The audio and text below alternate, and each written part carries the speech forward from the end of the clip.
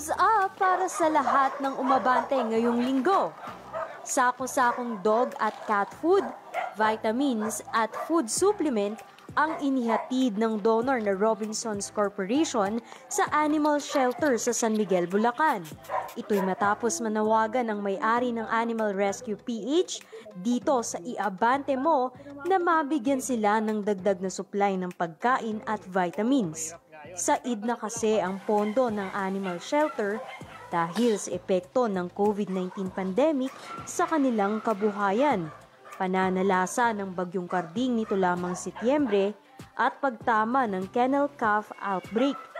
Kaya naman, ikinatuwa ng may-ari ang mabilis na pag-abante ng tulong na pagkain, gamot, vitamins at supplements mula sa Robinsons na makatutulong para mapanatiling healthy ang nasa 300 sinagip na puspin at aspin na naging biktima ng pang-aabuso.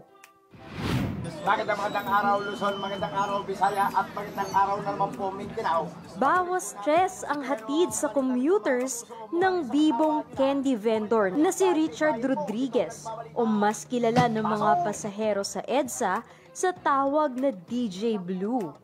Patok sa mga pasahero ang pakulo ni DJ Blue na sa tuwing sasampa ng bus para magbenta ng candy, ay may baon pa na pangmalakasang performance. Kung minsan, ang katauhan niya ay anchor, weather forecaster o di kaya'y DJ with hugot lines. Alam mo Iha, hindi porket kasama mo siya, kayo na. Ang tawag yan, assuming lang, girl. In Tagalog, noong kasagsagan ng pandemya, natigil sa trabaho si DJ Blue at ngayon na lang ulit siya nakakabawi. Umaasa siyang makapagtatapos sa pag-aaral ang 3 anak, kahit kapos talaga ang kinikita.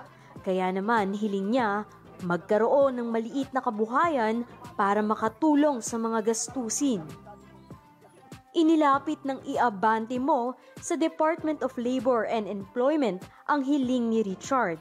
Umaksyon agad ang DOLE at humarap sa amin si Aurora Halcon, ang Senior Labor and Employment Officer ng DOLE NCR, at nangakong bibigyan ng livelihood assistance si DJ Blue para makapagsimula ng maliit na kabuhayan.